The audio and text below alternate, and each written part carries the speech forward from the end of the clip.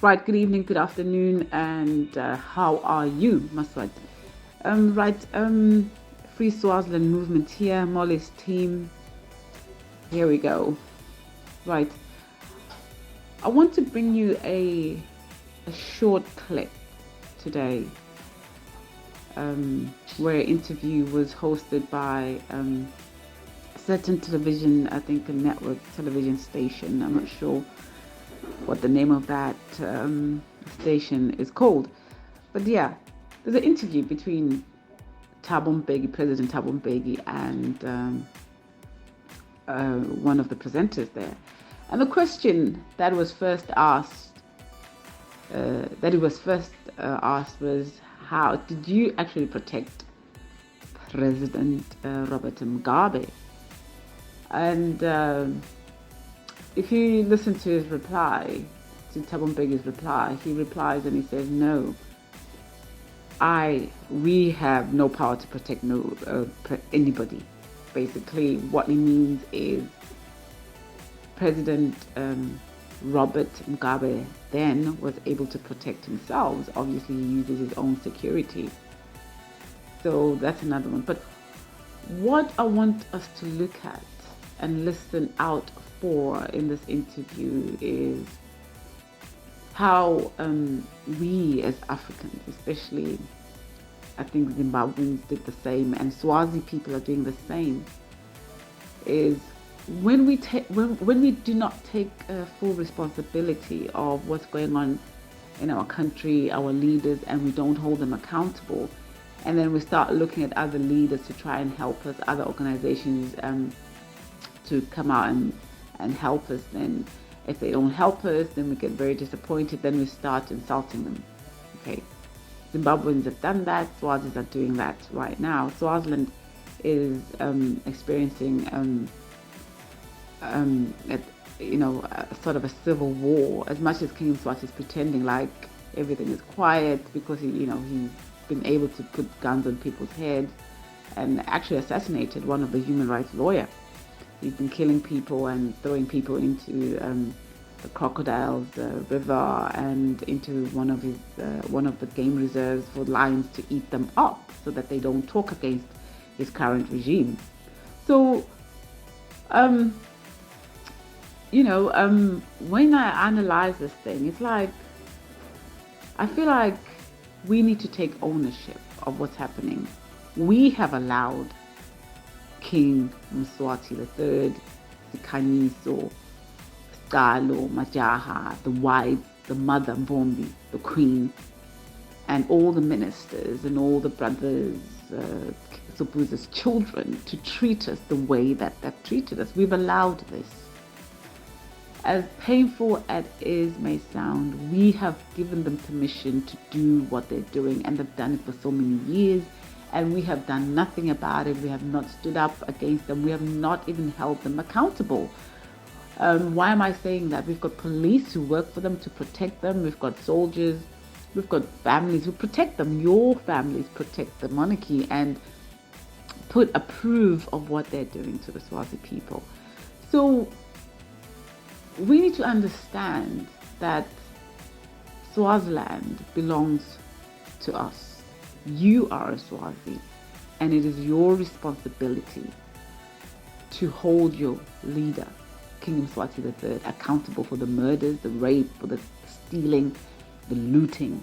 It is your job. It is not anyone's job.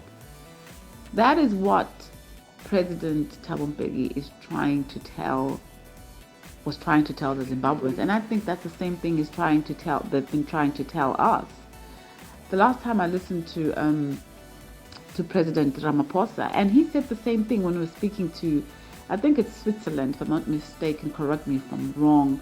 Switzerland has currently joined the NATO organization, and he actually said, Ramaphosa said something like, we support countries. We support it's basically like human rights. We support people to make their choices. People have a right to do what they want for their country, whatever they think is fit for their country. The same thing applies to Swaziland. I think the reason why Ramaphosa and all the other leaders are not getting involved is because we have a duty You are a Swazi. You do something. It's your responsibility. You cannot push your responsibility to another country. You have allowed this thing to happen. Your fathers, your great grandfathers, and you're doing it now. Makosetive and Kanyis are doing what they're doing with the family because you are allowing it. It's time for us to face our demons, the demons that we have in our country, and call them to order and fix the country, unite. Right now, we've got leaders who are fighting amongst each other. We've got Pudemo, who's always fighting other political parties, and they never want to work with any other party. And then all of a sudden, it comes out, a bombshell comes out that the Pudemo political party has been paid by the same regime, King ESwatini III. That's a very strong allegation, and we're still waiting for Pudemo to come and really tell us what's really going on. Is Pudemo being paid by the King of Swaziland, whom they are claiming to remove? We still need answers from Pudemo, the president of Pudemo Mlungisi Makhanya, and all his team. They are quiet, but they know we need answers from them. So, in a nutshell, you are responsible for your country. Other countries can help, but we need to do the work. We need to start somewhere. They will help when they see us organized and when they see us knowing what we want to do. For instance, some people want a dialogue. Some people are like, no, we as Free Swaziland Movement want Makosetive out of the picture. We don't want him. We don't even want him to share power with anybody. But other political parties like Pudemo, I think I've mentioned that they don't mind sharing power. NNLC wants to share power, but we don't want to share power with the king, because King ESwatini is not just the king. He's a murderer. He's killed a lot of people. He's raped a lot of people. He's stolen. He's a liar. He's a thief. He's a criminal. So, Maswati, we need to take responsibility. That's what Ramaphosa is saying. And that's what all the other all organizations are saying, SADC and everybody. I like, Maswati, you cannot keep crying. You need to stand up and fight this man, King ESwatini, and change it for yourselves and for your children's children.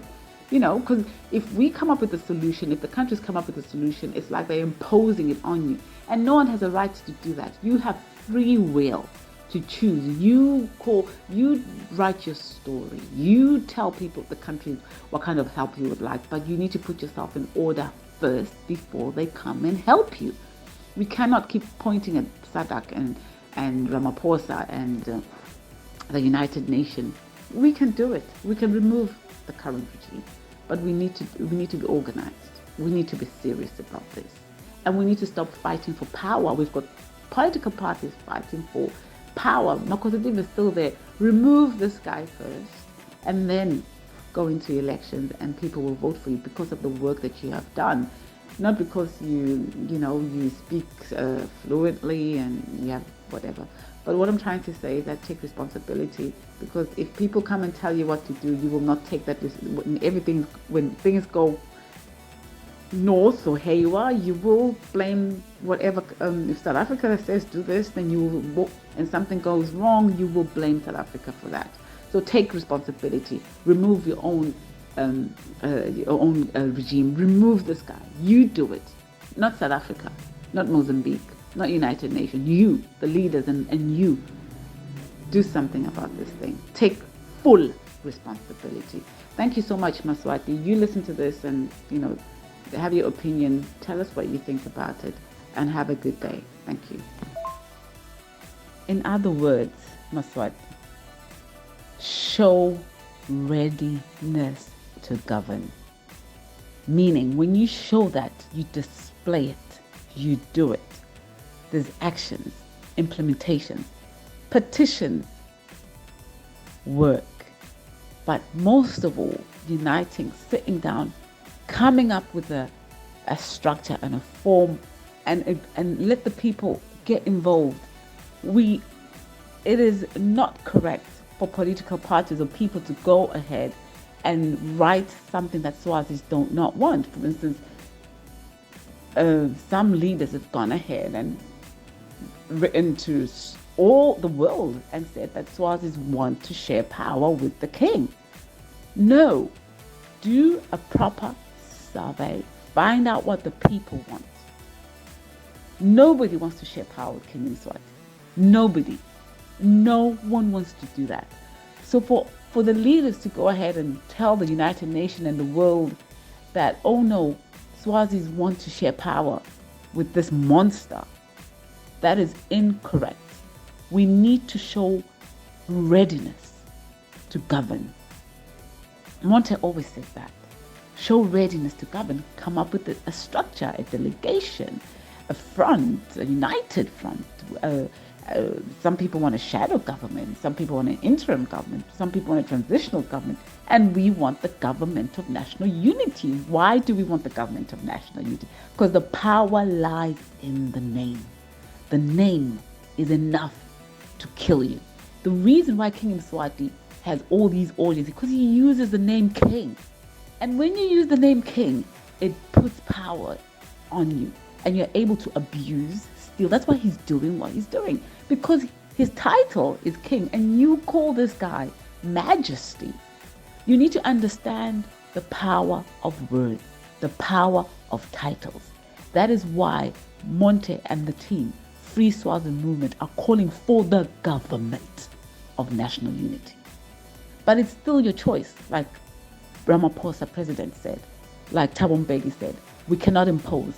You do what works for you and deliver the Swazi people Amandla.